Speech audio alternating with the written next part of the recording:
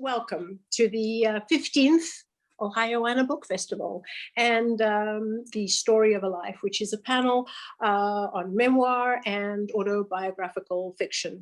I am Gillian Berchowitz, and I'd like to introduce you to our panelists today. We have Cindy Collins. Each author will hold up their book. Elise, Colette, Goldbach, John Michael Lander, Patrick Leber, and Denise Monique. Thank you, thank you. So before we begin, we would like to say thank you to the sponsors and the partners of the Ohioana Book Festival. Information about all of them is listed on the Ohioana website, and a special thank you to the Book Loft of German Village, which is the official bookseller. You can buy all of these books and the rest of the books featured in the festival by going online to bookloft.com. So we'll be discussing a range of memoir and autobiographical fiction today, and I'm really looking forward to a great conversation with you all.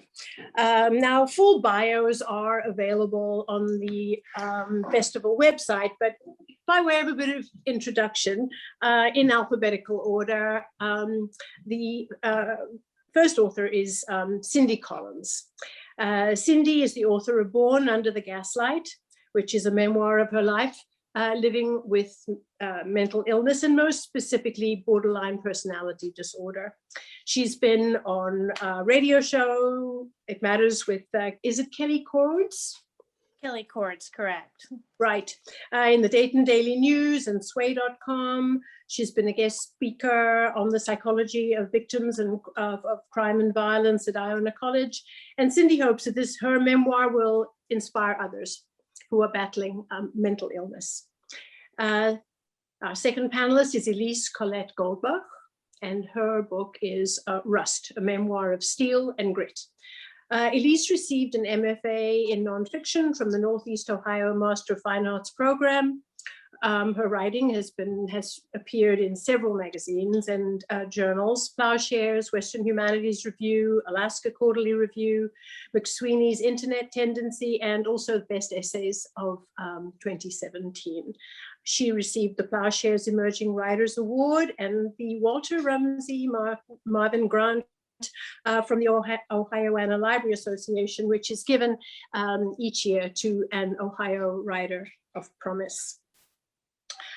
John Michael Lander is the author of Cracked Surface. It's a work of autobiographical fiction.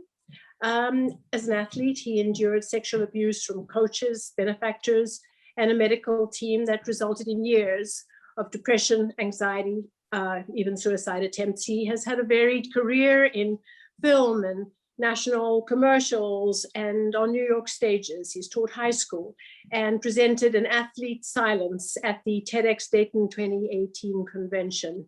He has served on boards, delivered keynote speeches around the world, and he is the author of 4 novels. And through his work, he is creating a voice that speaks to his advocacy work. Patrick Leber is the author of a collection of memoiristic essays entitled Why Run When You Can Drive and Smoke at the Same Time? Patrick sees himself as an inquisitive, constantly curious person, and he has used that trait to investigate and master the business of self-publishing. He's an avid reader. He's also an avid runner, which is the subject of his book. And our last panelist, and definitely not least, is Denise Monique. And her book is entitled Despite My Odds. She's a licensed social worker, an avid reader from childhood. She loves to travel each year to a different place. Denise is very passionate about helping others find the light within themselves to start their path to better lives. A victim of sexual abuse, Denise says that she has kept her story in for so many years that she didn't want to hurt the very people who had hurt her. She has learned to view her mistakes as learning lessons and to strive for greatness in life. So let's get to the questions. At what point, I'm going to start with you, Cindy. At what point in your life did you decide to turn your story into art? I mean, what moved you? What inspired you? And were there particular authors perhaps that inspired you along the way? Well, my story, since I have borderline personality disorder, I maintain a therapist. I'm regularly in therapy to manage my condition. And while talking with my therapist, we constantly are like our own little personal book club, reading books on self-help, reading books on managing conditions, and we read memoirs of others that have the condition. And I started to notice a trend that there was a lot of stigmatization of the mental disorder. And a lot of people were writing about having borderline personality disorder, but they didn't have it. And there wasn't a lot of people that were writing from the perspective of having it. And it was a lot of doctors talking about the negative side effects and the toxic traits of the mental illness. But nobody was writing from the perspective of what it's like to live with it every day, which, is a completely different side that needs to be talked about and brought up because, we are people, it's like, yes, we have a mental illness, but, there should be more empathy towards those that are afflicted with this. So it was through I was kind of inspired the opposite way. I realized that there was a lack of voice speaking out for those that had the condition. So that's when talking to my therapist, I decided to start the project of writing a book from the perspective of having a borderline personality disorder. It was a book, there was a real need. Thank you. Elise. So probably when I was about 18, 19, early college was kind of when I decided that I wanted to start writing about my own experiences. I've also struggled with mental illness, with bipolar disorder. So I felt like I had a lot of stories to tell on that front. I also experienced a sexual assault. So I felt like I had a lot of stories that I felt like could speak to people. And, I have, I've read so many just great works of both fiction and nonfiction. And I just knew that I kind of wanted to create something beautiful out of my experience. And kind of process it that way as well. So okay, thank you. John Michael. Well, thank you very much for having me here. I appreciate that. I think I always wanted to write. Ever since I was a little boy, I used to write stories and create things. So I always wanted to be published, but I didn't know how I was going to do it or what avenue to take. And so I became a diver, and I represented the US in international competition and went through my experience, which I harbored inside of myself for such a long time until I started teaching high school. And then when I was teaching high school, I was teaching the age group of the children who were when I was affected by the sexual abuse. And so I was getting triggered. And so I started a therapy session with an incredible therapist, and we just started talking. And as we were talking, things started to happen. And I started reading Pat Conroy and his autobiographical fiction books. And then I started following Patricia Nell Warren, who has passed away recently, and Robin Reardon. And of course, Leanna Ebert has encouraged me to do this. So I decided to put the words on paper. And it was the first time that I started to see that there is a need for a male to talk about sexual abuse. And it started to permeate, especially with athletes, because 1 in 4 females and 1 in 6 males are sexually abused, but in the athletics it's higher. They haven't had enough studies yet to prove that it could be higher. And so I just wanted to make sure that everyone had a chance to hear an experience that I went through, that I'm okay, that I've made myself move forward and be a positive influence on society. I like to think that I am, and that there's hope, and that you're not alone, and that we're all in this together. And even just sitting here looking at our panel today, you could see that there is something connected with all of us. And that's why we're here. And I think we all have a voice that needs to be shared. So thank you.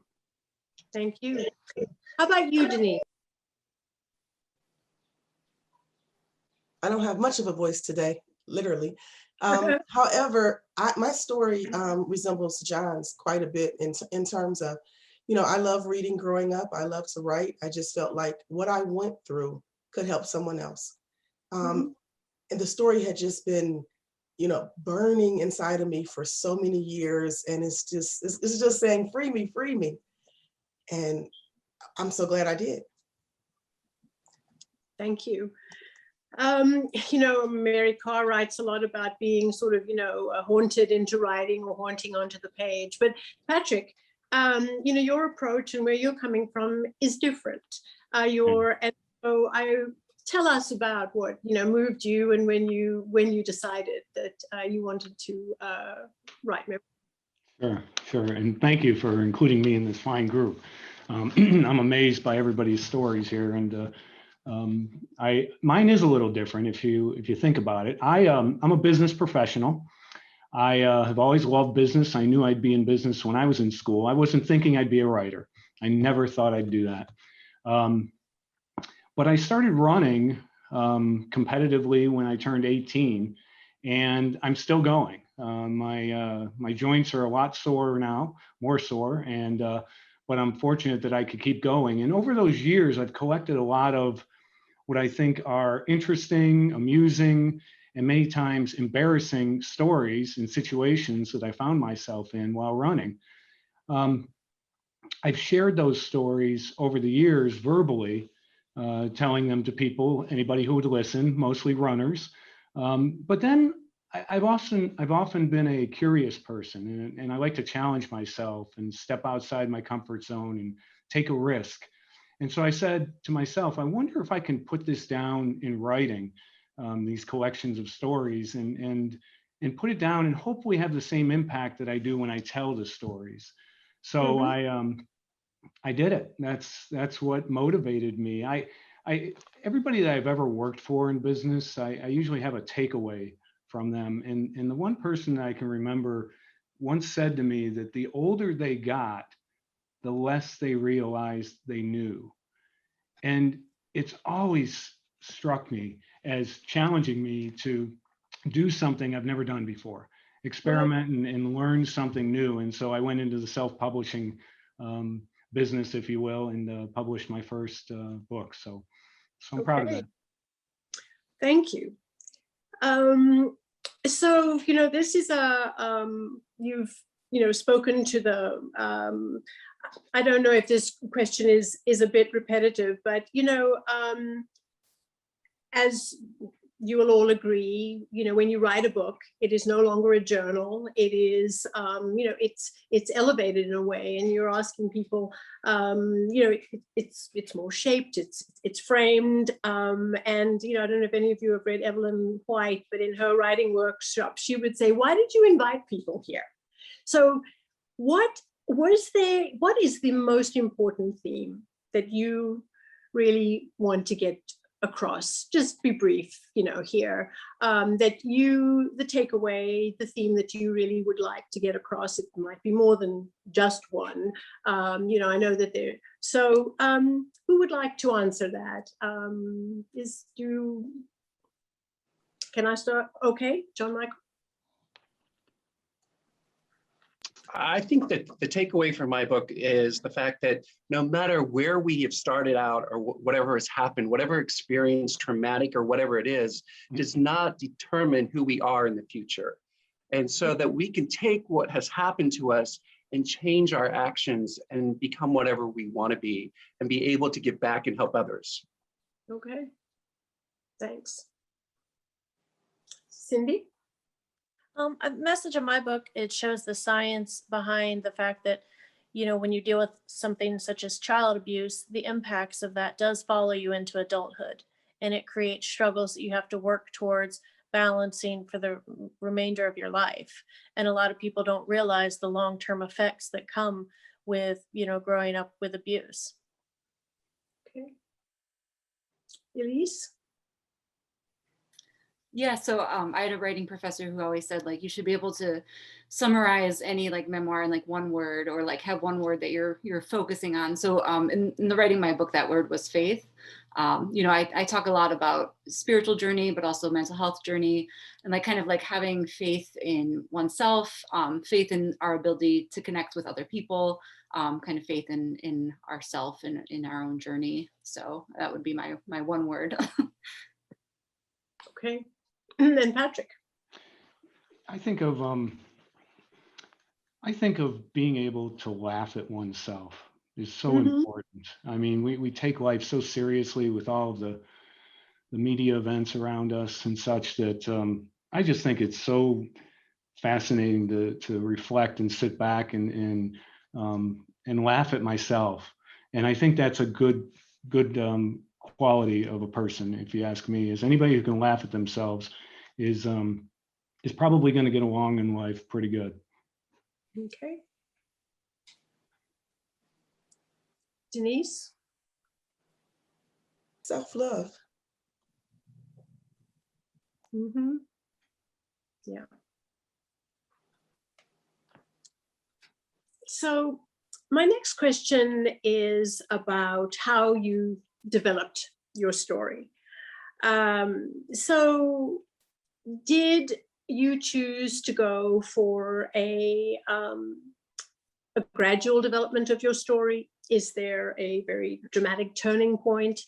And I think that, many of the audience, many of the people who will tune in and listen to this panel, aspiring writers, will be interested to know how if you have insights that you'd like to share about how you structured your story for maximum impact. And I thought I'd start with you, Elise. You have these fabulous descriptions of steel mills, but there are several themes. And I'd like you to begin.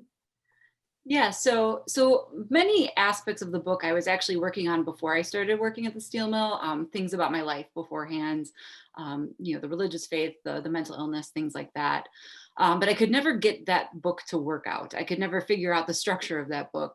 And then I started working at the steel mill. And I was just shocked by kind of all of the big machinery and the equipment. And you go down into this place that's dirty and dusty and grimy, and you feel like you're just in a different world, and almost like you're just transported in time. It feels just totally different. And I knew that I wanted to capture that somehow.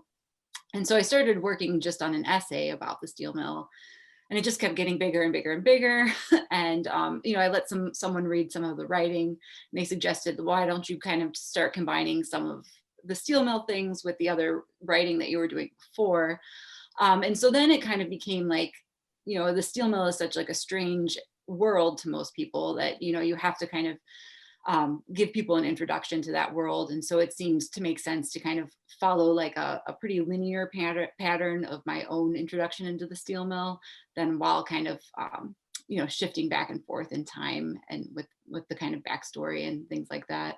So it was actually, it was really fun for me to structure. I always struggle with structure, but it's hard. Yeah. Yeah. Thank you.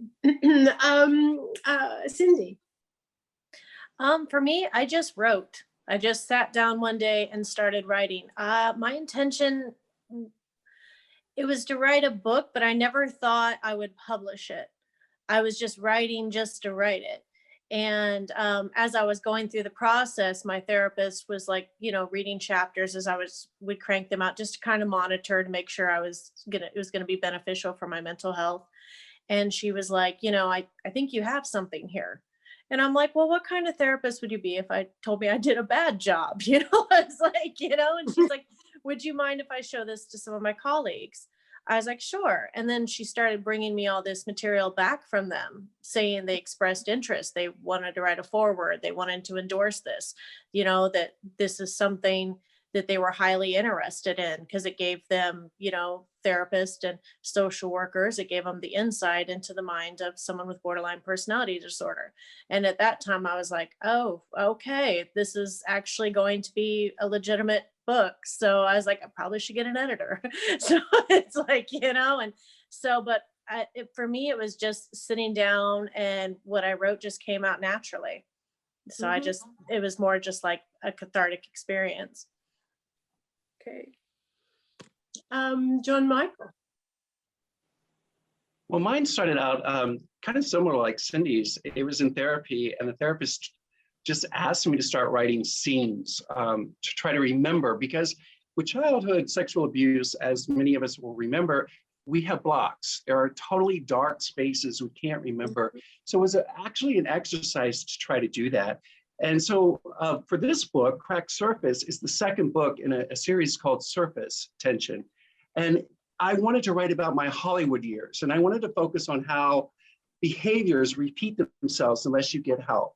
Unless you get the professional help that you need, you will subconsciously put yourself in situations that will repeat until you get that understanding and comprehension of what you've gone through.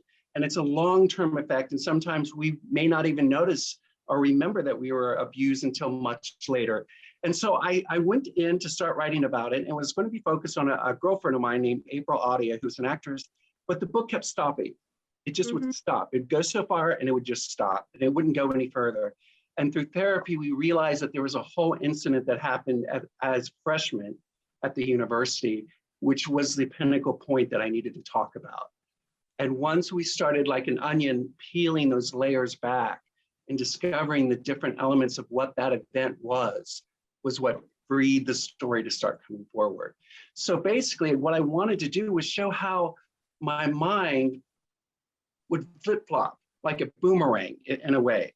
How certain scenes would come back. Like if you're walking down the street and you have a certain smell, it could take you back to an incident that happened. A certain touch, someone speaking to you. So it's like these flashbacks that will come back. And as the story goes on, all the pieces start to come together so that we can understand what happened in that grad student's room. Interesting. Denise? So similarly for me, when you're writing about something so horrific, you have to be in a position of accepting that this happened in my life and I'm okay. Even with that said, basically what I did was I looked at what were those hard moments. And so I would write about them, one at a time. I wrote on the back of grocery receipts. I spoke into my phone. I set goals. Sometimes I wrote 3 a.m., 6 a.m. There were some days I didn't write. I would print it all out and, type it on my computer and put it in a binder. But for the most part, I needed to heal from some things. And that was the point that it just really just took off. My story was still being written, basically. Yeah, interesting. Patrick. Mine's a little bit more boring, I think. Everybody else's stuff is pretty interesting, really. I'm a project manager by trade, if you will. That's what I do in my day job. And in project management, you have to put plans together. And so I knew I was going to write, but I needed to put it down in a complete project plan, just like I would do at work. So I had a Microsoft project plan laid out. I figured out all the tasks that I was going to have to do. One of the tasks that, Denise, thank you, you just reminded me, was I made a commitment to myself that I was going to write at least 5 minutes every day. Even when I hit that crossroads or those speed bumps, when you said, you've got nothing in your mind, I forced myself to sit down, and it may have only lasted 5 minutes, but then there were times when I thought I'd have 5 minutes and 1 hour later, I was still typing. Thoughts were coming out from my mind. So for me, it was very boring and structured. By putting I put a budget together. I put a scope statement together. I did everything you would do normally in a project plan, and I stuck to it. I took my work. What do you want to call it? The tasks that I'm used to at work. And I just applied it to an everyday life event of writing a book. Okay. No, I mean, routine and discipline, these are critical skills that many writers have to really work very hard at. I wanted to pick up on something that John Michael spoke to, and that was about, how you recreate and access the memories, which, obviously you all have different ways of writing, but, sort of writers remember the incidents and people in their stories, and they balance the personal and the universal. And then, they hope that whether the story is lighthearted or, traumatic, that the story will be meaningful to their readers. And Maya Angelou famously said, she said, I've learned that people will forget what you said and they will forget what you did, but people will never forget how you made them feel. And you've probably all heard that before. And I wondered, however, if that was how you remember the significant people who then became characters in your book, and how you created your emotional truth about those people. And how you deal with how others in your life may remember things that happened differently. So it's a big question, and so you should just answer the aspect of it that interests you most, or you can, speak to all of it. Is there anyone who'd like to begin? Shall I pick you out? I can start on that one. Yeah. Okay. So in my book, there was this one steelworker named Dynamo who, from the moment I met him, he was just this larger than life character. And, he would kind of walk around the steel mill a little bit like aloof, and, there would be cranes swinging past him and he wouldn't notice. And, just this, just a very nice person, very like honest and kind of beautiful character. And so I knew, like, from the moment I met him that he was something like special in the book. And so like I would, like, at night I would go home, if we had conversation, I would record it so that I could remember these things. And eventually he did kind of become like a character in the book. And so I think that sometimes we have that writerly eye when we're nonfiction writers, where we can just kind of pick people out who might have an important thing to say about our own stories. And like, as far as the kind of the family component of things, that's always a very difficult thing to manage, I think, with nonfiction, how we remember things and how much we're going to give someone else kind of authority over changing our story or having input in our story. And so for my own memoir, I went with pretty much no one read the book before it came out. They had the option to read it, but most people actually chose not to, so that they didn't kind of muddle the story. And for the most part, with people who were close to me, it came off well. And the thing I've noticed is that usually the things that people notice as being that they kind of say, like, that, I don't know if I would do that. It's like the stuff that you would never even think of. It seems like, all the big stuff is not the, things that people focus on. Wow. Cindy, I'm going to go to you because you have a very interesting way of, you might describe at the end, you sort of address that full on, but would you like to speak to that question? Sure. Yeah, with my book, I mean, I have a lot of crazy characters in my book. I had the past of being a homeless drug dealer, street racer. So you meet some interesting characters along the way. And so I just went and reached out to everybody that was in my book and set meetings and went to lunches.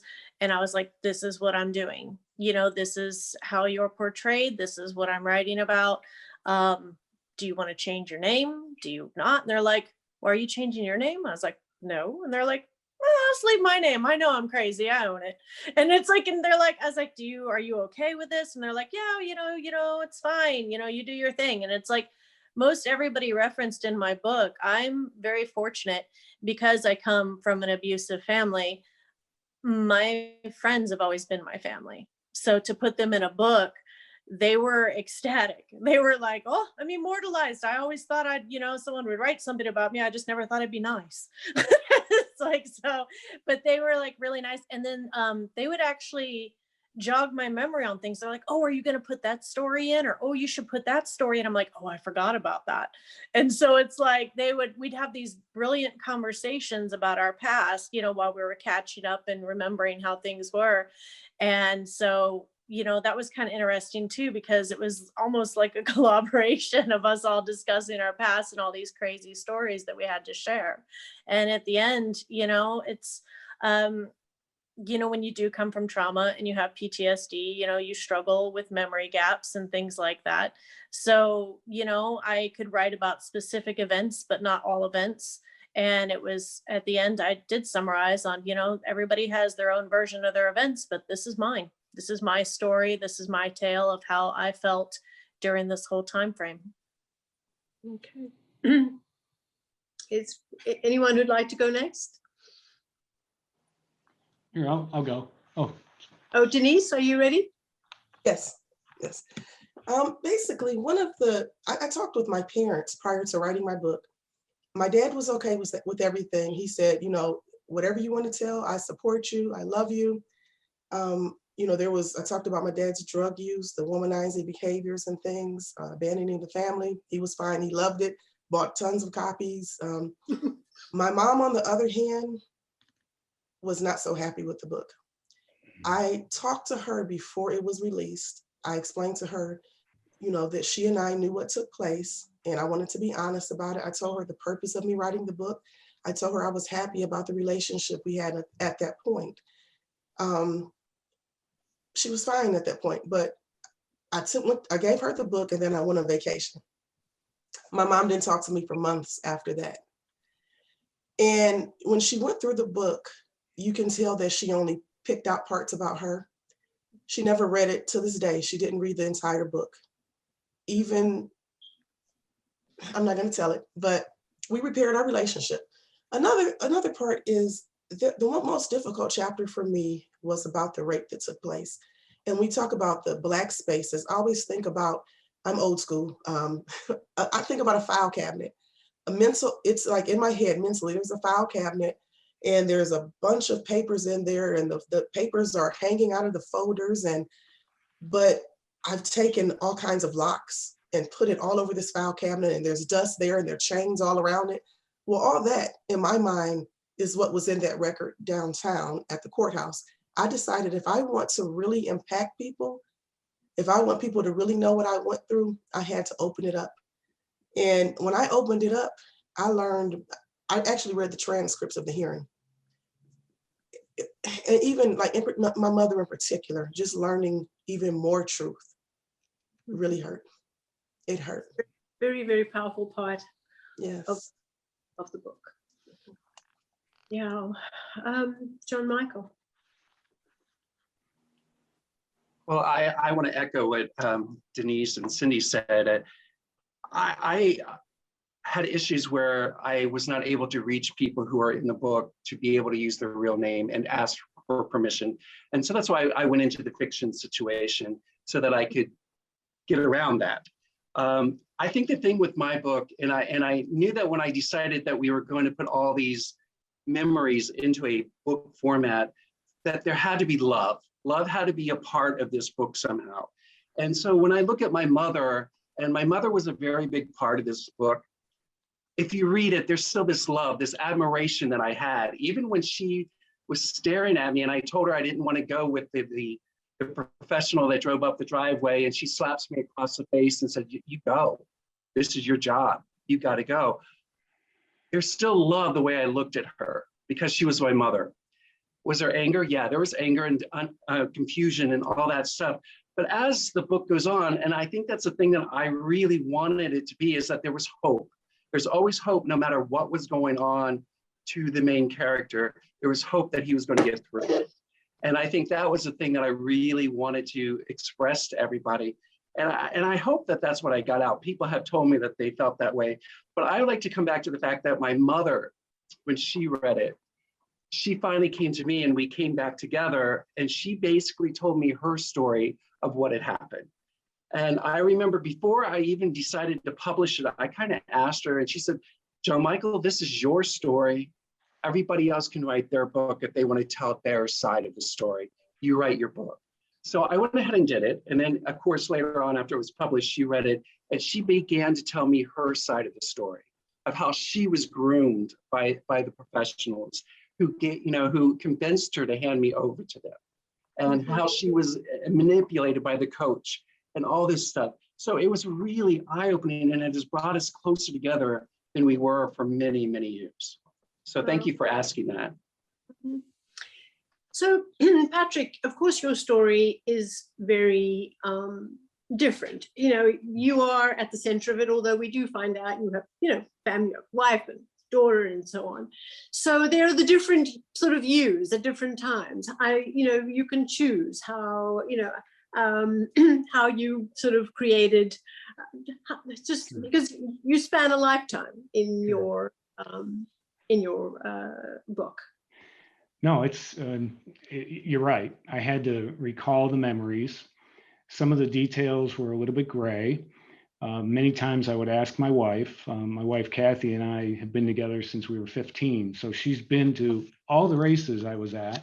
And so if it was a racing event, I could inquire with her. But I think one of the things that I did that was memorable is that music has had a huge influence on my life. Mm-hmm. And so each of my stories is a song title. And it brought back that flood of memories. I mean, Yeah. I could listen to that song that I was tying to this story and just bring back details that I had no recollection of. But until I put that music on, it started to make me think deeper about the situation. So believe it or not, it may not have been a person. It was more of a intangible. It was the music that was prompting me to come back up with the memories. And then I want to touch on something else that you said about, how it makes you feel. I've had two of the most wonderful compliments about my book. One was from a friend who said they read 6 pages of it, put it down, and felt like I was standing there telling the story. And I thought, how cool is that? I mean, that's what I wanted to accomplish, right? We all did as writers. We need editors to help us with our grammar. We need proofreaders to make sure that we're doing it right. And yet here was somebody telling me that they could feel it was me reading this story out loud, but they were reading it in a book. And then probably the greatest compliment I got, and I didn't see this coming, was very similar to that, was a family member who told me that they put it down and they heard my mother talking. Wow. Yeah. So I thought, wow, it's amazing. We all have our little ways of communicating and our tendencies within our communication. And apparently somebody picked that out, that I have those that came from my mother. So I felt so proud when somebody shared that with me. So it's so true, and how important it is, and how you make people feel. I just love that quote. Thank you for bringing that up. Well, I was going to ask this a little later, but I think this is the better segue. And of course, this is the whole business of voice. And, everybody who writes about memoir will come to this. And I love that, Mary Carr, when she wrote her book, The Art of Memoir, I think she called voice the big bandwidth cable that allows the writer to download his or her story. And it's all about revision.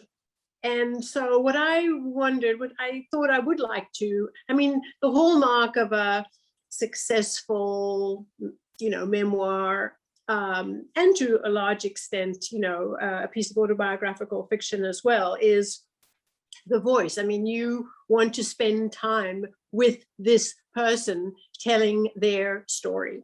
And it doesn't, sometimes it comes easily. You just sit down and write and it's there, and that's very fortunate. But many people also have to revise and revise until they just get their voice honed.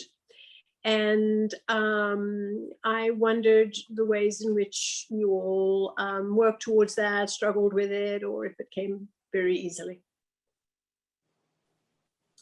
Anyone who would like to begin? Denise, would you like to begin? Sure. The revision process was hard for me because I like to think I know everything, to be honest. And I just felt like it had to be perfect. My book is, there are a lot of blunt parts. You have to feel something. I want you to throw it. I want you to stay in it, So there were some parts, although I didn't want to rewrite them, I knew they had to be rewritten for the betterment of, the flow of the book. I had individuals, my sister actually read a lot. I have a guy that has his own publishing company that did some reading for me, some revising. And as I shared with you before, it still could use some further revision. It's awesome, not just because I wrote it, but it's not perfect. So it was a learning lesson for me with that revision process. Okay. Elise? So I think when we're all starting out as writers, we kind of begin by like emulating the writers that we know and like in voice. So like when I was 18 years old, I was like, I really love the Iliad. So I'm gonna write an epic poem that is like a sequel to the Iliad, which was just absolutely as horrible as it sounds, you know, like an epic failure, and literally an epic failure of voice, right? And so like I think I eventually tried to emulate people like Dave Eggers, David Foster Wallace, these people that I admired. And like kind of I ended up sometimes being like maybe a little bit too large, you know, larger than life in my voice. And I think that when I started telling these stories that were really like close and personal to me, and like the stories that are very like, you know, emotional and heartfelt, I think that in those like moments, I found kind of that more authentic voice, that where I was just telling it from myself, and not trying to, you know, make an epic poem out of it. So yeah. How about you, John Michael? Well, I think I agree with both of those two statements. It's really true. And I think the thing that was the hardest for me is being as as perfect as I think I am, and I'm not, that writing is never perfect. Even the best writers that we read, we can go back and we'll find a grammar issue, we'll find something in there from the publisher, whatever it was. And I think that was the biggest hurdle for me to deal with. The other thing was having readers, like in one situation I talk about, the grad student is that I can't see his face. I could see other things about him, but I could not tell you his face. And that's still to this day, I cannot tell you. So when I wrote about it, I called him the faceless man. I could tell you he had dark hair, he had a white shirt with the red emblem on it, and he had corduroy pants, but I could not see his face. And I had editor after editor and publisher saying, well, he's standing right in front of you. Why can't you tell me what he looks like? And it was hard to express to them that that's part of the story, is that I don't know and I can't tell you. I think that was the hardest thing also, besides being the perfect and trying to be perfect, was to get people to understand that there are these blocks that cannot be explained, but they're real to me. And so to change it and go back and give him a face would have been lying from my voice. So I chose not to, and I went to a different publisher to get it published. And that was a big deal. And then I started realizing that I was like wanting to have a big voice as well. I wanted to be the perfect Pat Conroy is who I wanted to be. And so I was trying, and I realized that stop. This doesn't have to be the perfect book. What is your voice saying inside? And so when I started connecting inside and just letting the voice speak for it, that's when I started to feel the flow come through. Right. Yeah, I think that is, you know, when the whole sort of emotional truth thing, that when one becomes too self-conscious, one just has to then, you know, it's a product of caring so much, but you have to get rid of that. I'm I'm going to go to Cindy next. I have to agree so much with John Michael about how difficult it is to write when you have those obstacles that you have to deal with. For me, my book, it moves so fast. It's, everybody's described, it's like, you know, I'm reading your book and you did this, and then you did this, and then you did this, and then you're like, and then a year later, and you're like, you did all that in a year? And I was like, how is that possible? And then they realized it moves that fast because that's how fast the borderline mind moves. That's how fast we fly through life. That's part of the condition. So it's very interesting when you get into things such as, like, you know, the blocks of the faces that comes with like PTSD and things like that, or like a borderline mind that moves like at the speed of light, and you're writing at the speed of light about how fast you move through life. It's you have to find specific editors and such that can work with you and understand that that is your voice, that is how you write, that contributes to the story by showing the main element of your story. Right. Patrick. Yeah, I feel so blessed and lucky that I met my editor, Andrea. She did a great job. She understood what I was trying to do, and she she really worked well with me. We talked a number of times rather than emailed. And I think she figured out exactly what I was trying to accomplish. And she did a wonderful job helping me with all the responsibilities that an editor does. And then I also have to give a lot of credit for the voice to my children. I have 2 children, and one is a teacher who is very good at English. And then my son, my daughter's a teacher, and my son was working at a television studio. So he produces the news. And if you don't know what a news producer does, they write all the stories that you see the anchors talk about. So he's very gifted at our English language, and he's very good at our what you can say and what you shouldn't say, maybe, right? But he does that on air, and I needed to be honest with it. And so he, in one point, read a story, and he said, "Dad, this isn't you. This is boring, and it's not you. You're funnier, you're more amusing, and this is not that interesting of a story." And I took it to heart. So my voices came from family members telling me their honest truth, and I wanted them to be honest that this just didn't resonate with them, is coming from me. Well, it's, feedback is, good feedback is fantastic. Relationships with editors, and, if one is, like if one has a good connection, whether it's a family member or editors, I can certainly speak to that. So what I wondered about, again, thinking about the people who will be listening, and, sort of the nuts and bolts stuff of writing. And, we've spoken a bit about, chronology. And do you want to share about, how did you, when you told your story, did you start at the beginning and go through to the end of it?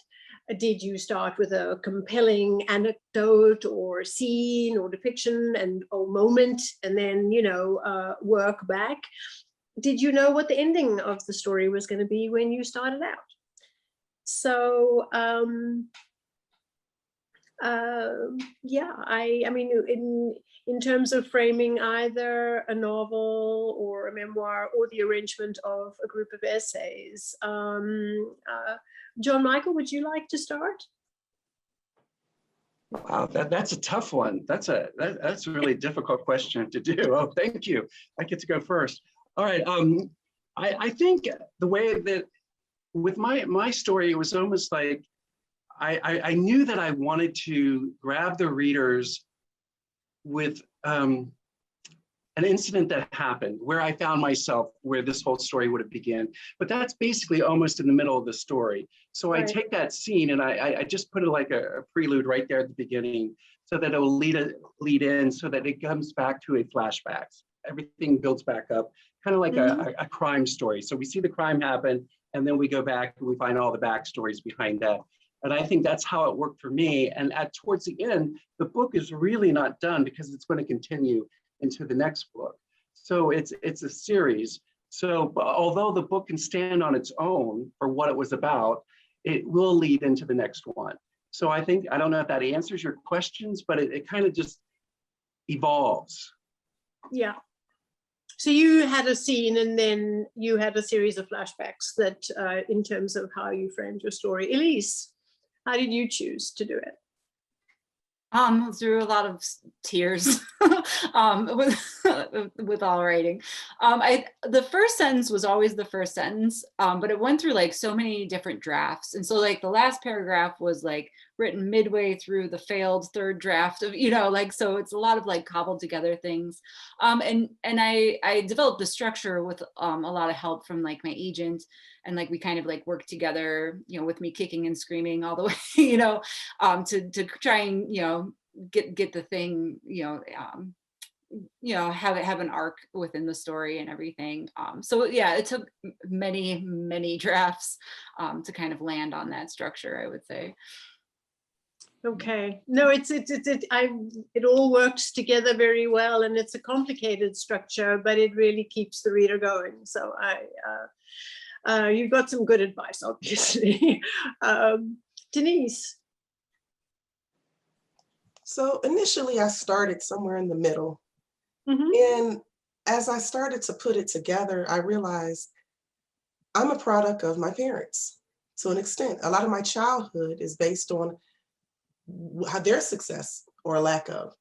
And so I decided to take it back to the beginning. And I went back to, you know, my father's mother and how all that happened. So yeah, for me, that worked. It pretty much, I mean, people keep asking me, am I gonna write part 2? It kind of ends in a happy place, but I don't think I'm ready to tell everything. I'm enjoying right now. I don't want to, that might sound weird, but I'm not ready to tell it. I do have some other books I'm working on. Right. Cindy. Well, with my book, I opened, I knew I wanted to open with an intense scene right from the beginning. So I start off with like where we're taking the license plate off my car to play chase with cops, and we're already on drugs and doing street racing. And then automatically the reader's like, what is going on? How is this happening? And then before I took it back to the beginning of how we got to that point. And then it was more chronological, but similar. I knew there were certain points I wanted to hit along the way. And kind of like what Denise mentioned earlier about your writing on the back of grocery receipts, you're talking into your phone. So it's like during this whole process, anytime something would flash into my mind, at some random moment, I'm like, oh, I got to work that into the book. That'll tie in great. And then it's like you make notes, and I would just work through a checklist of all the points along the story that I wanted to make sure I incorporated. Yeah. So Patrick, how did you sort of frame yours, the essays? Sure. First of all, it opens up with giving people a background about me, and it was my way of reflecting on why did I become so active in running, and why did I stick with it?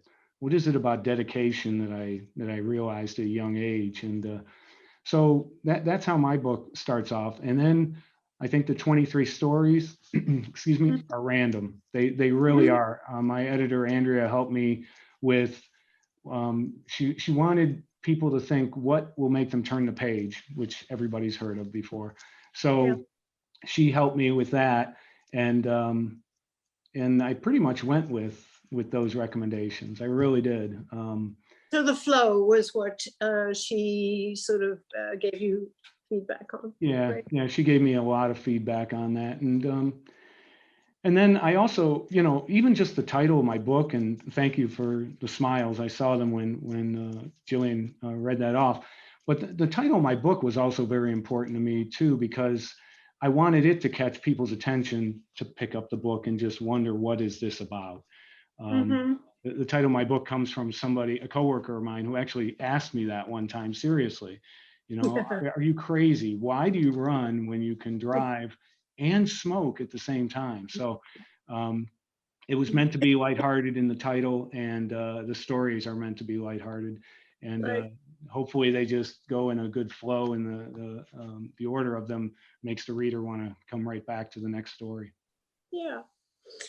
We might go to titles, but just in the interests of time, I do want to now move to the sort of whole experience of publishing. A lot of people really are, I was in publishing from 1976 to 2018. And I know what a varied set of experiences people can have, whether they are in traditional publishing or have self-published their books. So I do think that people in the audience today will be really interested to hear your stories. And I thought I would begin with Elise. She has gone the route of an agent and a trade publishing house. And for those people who want to know, how one might go about that route, why don't we kick off with you, and then the other self-publishing experiences we can go to next. Yeah, so I mean, so much in writing and publishing is kind of being at the right place, the right time. It's a lot of luck and who sees what when. in my own like early, before I had an agent stages, when I was doing literary journals, I kind of like set a goal for myself that I would kind of put my work out to the best journals. And if it got rejected, I would take it and I would revise it until it didn't get rejected. And so like I ended up trying to like do a lot of contests, put my work in like kind of bigger name journals. And what turned out is that agents read those journals, you know, they pay attention. And so I had some agents contact me regarding some of the work that they had seen in these journals. And the one I ended up going with, you know, I actually like, I kind of like kept her at arm's length because I was speaking to a different agent who I showed him Rest and he was like, there's no market for this. He like totally rejected it, showed it to her and she picked it up. So it just goes to show like, one person it might not be their thing, and you go to the next person and they love it and they can't wait for it. So yeah, so definitely always keep trying in that regard. And you know, like it was a lot of hard work, like when you publish in nonfiction in like the more trade kind of way, you know, you have to not just write the book, you have to write the book proposal. So I might have to get Patrick's email so he can write my book proposals now, knowing that he's that, you know, kind of mind. So that, and that was just a new experience with me. Luckily, like my agent was very involved and very helpful in that. And, you know, it just kind of so happened that like an editor that we talked to, like that I felt most comfortable with, you know, that relationship worked out. It turned out that someone I had gone to graduate school with moved to New York and eventually became my publicist. So again, it's just all like, some of it is like everything kind of falls into place, you know, sometimes, you know, the luck of the stars and things like that. But I would say like, definitely, yeah, put your work out there, even, you know, without the agent, and really, you know, try and get yourself out there as much as possible. Yeah.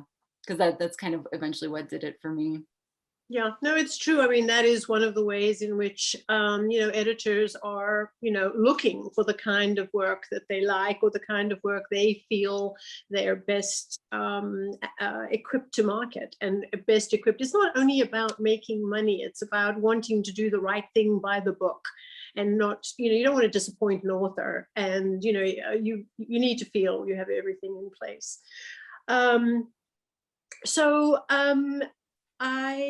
I've spoken to all of you very briefly about, you know, because self-publishing is a completely different thing now. There are so many possibilities, so many ways of doing and producing a quality product. I imagine that there are good things and there are challenging things, and, you know, we can come back. I know, Cindy, you started a publishing house, you and your husband, correct? That is correct, yes. You know, we started looking into traditional publishing and all that, and I was talking to some author friends I had, and the more I learned about it, the less interested I was. You know, when you get a traditional publisher, they're going to pick your cover, they're going to pick your author photo. Some people are like, you know, you need to rethink your author pick because it has your dog in it. And I'm like, well, Dean Koontz has an author pick with a dog. They're like, you're not Dean Koontz. You know, it's your first book, you know? And I'm like, my story was such a personal story. Mm-hmm. It was a very personal story of everything that was included. And I didn't feel I needed a traditional publisher and I didn't feel that I wanted to give up creative control over my project. So I wanted to keep it, you know, in-house, so to speak. So I was like, well, I think I can just do just as good on my own. And I'm kind of, you know, maybe that sounds crazy, but it's like, we did pretty good. I'm pretty satisfied with it. My book was wrote for, you know, those in the community that are afflicted with borderline personality disorder. And in the age of social media, it's nothing to be, you know, in a Facebook group with like 200,000 other people that have borderline personality disorder. So I'm in a lot of groups. So when my book came out, it was just a couple posts in the social media, and then it just blew up because my market is so in need of those kind of books. And so, you know, everybody within the community that has this, you know, that has borderline personality disorder was really excited to have new material to read. And they were pretty excited. So I like the way we went. So I'm pretty fortunate that my husband's supportive like that. Great, excellent. Denise? Pretty similar to Cindy. in terms of wanting to have that control. My story as well was very personal, and I did not want it dissected. You know, it's yeah, but so I don't know which was more, the control or I don't know. I am happy with the route I chose. I learned some lessons from it, and I probably will stay self-publishing. I think Patrick next. Yeah, I agree. Everything Cindy and Denise said, they resonate with me. I knew nothing. I mean, honestly, folks, I knew nothing. I didn't know the difference between self-publishing and using a publisher. So I was very lucky, and as Elise said, the stars aligned, and I happened to see some workshops about self-publishing. Oh, interesting. Yeah. And I had the idea that I wanted to put this down in writing. And I just came across these workshops, and I went to 3 workshops, and I learned the advantages and disadvantages of self-publishing. And much like Cindy and Denise said, I felt like I wanted to be in control, whether that is a perceived sales gimmick about being a self-publisher or not. I took the bait, and I really thought I want the person to develop the cover that I want the content to be me. I don't want to change that title. That title was so important to me. And so I went to about 8 to 10 hours, I think, of workshops, and came out of it inspired and saying, I'm going to do this. I'm actually going to do this. And I've been in touch with the workshop leaders, Rachel and Willie Scott, since then, and we've become good friends. And I thank them in my thank you section, because they really, they switched, or they moved me from talking about something to doing something about it. Great. Excellent. So John Michael, you're in the world of fiction, and I don't know if that's harder to self-publish, and I know you've had a variety of experiences, so I think we'd all really like to hear about that story. Sure. I kind of went the route as Elise did at first, looking for the agent and finding the story, selling the story to a New York person. And all of a sudden, as we got closer to getting the first manuscript done, they pulled it because of the content of the story, after they had already knew what the content was before we went in. And so that kind of forced me into looking elsewhere. And that's when I decided that I sort of like what Patrick did, is that I joined a group which is kind of like a in between. It's not a traditional publisher, and it's not self-publishing. It was the center section, and that would help guide you, and you made the choices and all this stuff, and went through that and got all the way to the final end, and they were going to put their stamp on it, and they said, no, I can't because of the content. I went, whoa, okay. So I was basically forced, because everybody knew this book was coming out because they had been waiting for it. And I had done this whole fundraiser to raise the money to do it, that I had to go forward. So I created my own self-publishing company and went with it. And I'm happy that I have.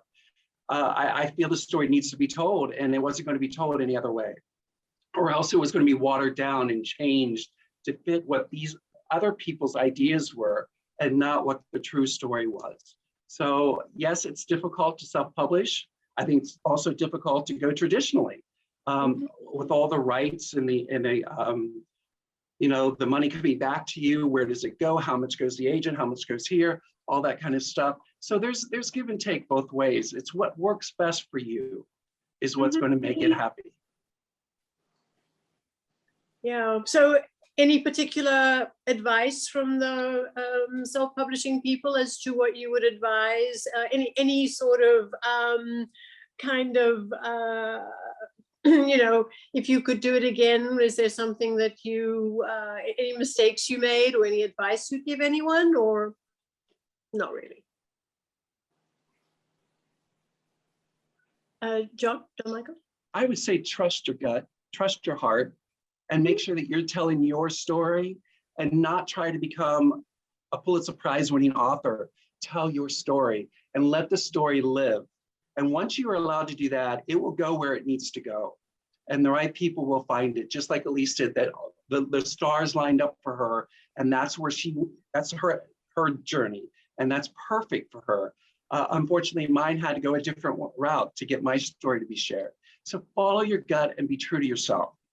And you're happy with the outcome. You Oh, like your book. Yes, yes. I had voice in the cover. I had voice in how it looked. Yes. Denise, did you? Yes. I want to say it is very important to make sure, I think hiring a good editor is just as important as writing a good book. Right. That was a mistake I made. I mean, you can, and I love English. I've always loved to write. Another part is doing your research, understanding that when you do it all yourself, yes, you have control, but you're also the person that does everything. So in order, you have to market. You have to do that yourself. So No, just be prepared. If you have a full-time job, I mean, yeah, it's a lot. Yeah.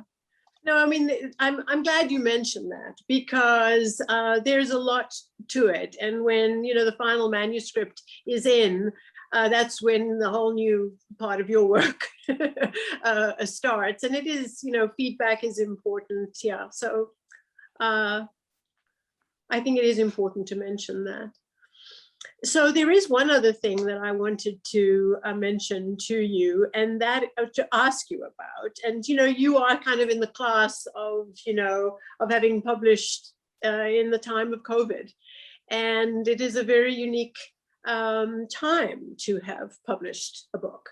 And whereas on the one, I'm interested to hear your stories, and I think everybody would else would be too, because on the one hand, it could be a disaster. Oh my goodness, you were expecting a very, very different kind of a rollout.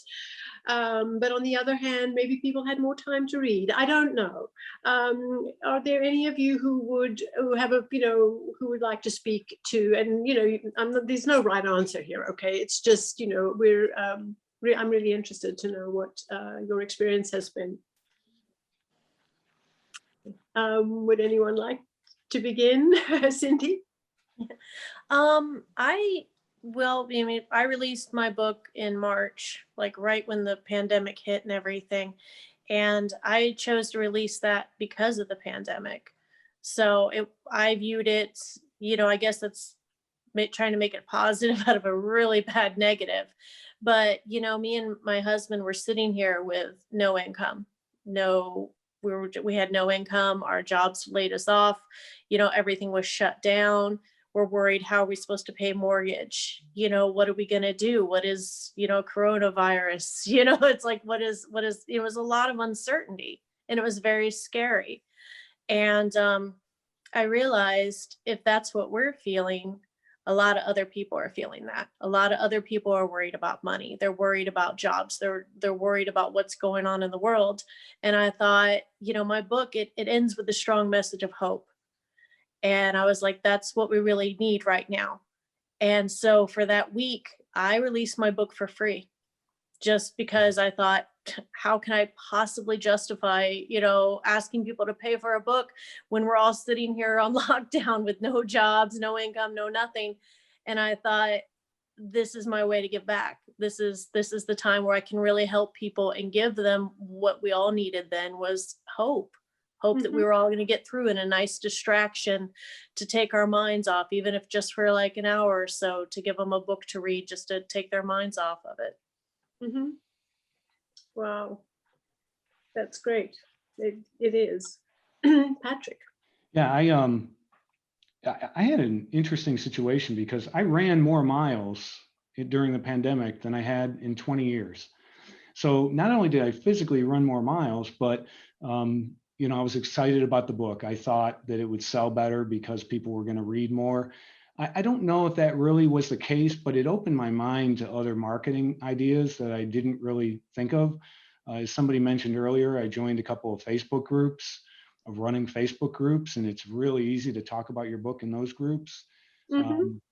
I'm very active with a national publication called Runner's World, in which they always have bloggers on there, and you can put comments on there. So I was able to mention, things like that.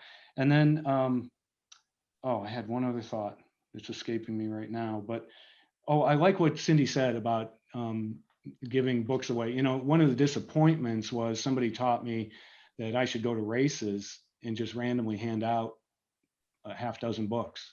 Well, races were canceled. So I was very disappointed that I couldn't do that. So yeah, bravo to you, Cindy. I applaud what you were doing for the pandemic. I had the same thoughts and wanted to do the same thing. I released my book on February 29th, which is Leap Day. And I did that on purpose so that I could always remember the date, because otherwise I'd probably forget it. Well, I mean, I think it was the right and very honorable thing to do, but in many ways it's an excellent publicity move. I mean, that's what many publishers do. They will, you know, you have to get the books into people's hands and then let word of mouth do a big part of it. John Michael. Oh, you have not spoken to this. Oh, that's fine. I did kind of like drawings. People on Facebook and Instagram and Twitter, I would put up just like a contest, a kind of like a fun thing. Tell me what your favorite thing you like to do over the weekend is. And then we would draw and somebody would win a book, a cover for that. And so we did that for the whole month of July, because that's when I came out. And that got a lot of people talking and stuff like that. But I was also doing a lot of virtual speaking with sex abuse groups, which also helps a lot because they want to know your book and what you're doing. And so that helped a lot too. Good. Yeah, no, I mean, you definitely knew your market is focused, and that makes a huge difference. How about you, Elise? Yeah, so my book came out very beginning of March, and you know that was always the date that had been set. Right. So I was lucky enough to be able to do a few in-person things before everything kind of got canceled, you know, with the shutdown. And you know what I found was that I was able to do speaking engagements like this on Zoom with a lot of people in places that I may not have otherwise gone or otherwise had access to. And so I thought that that was really, ended up being a great experience, and especially for a first book, and getting to meet all those people and kind of talk to all those, you know, just people across the country because of this forum. So it ended up for me being a positive thing, I think.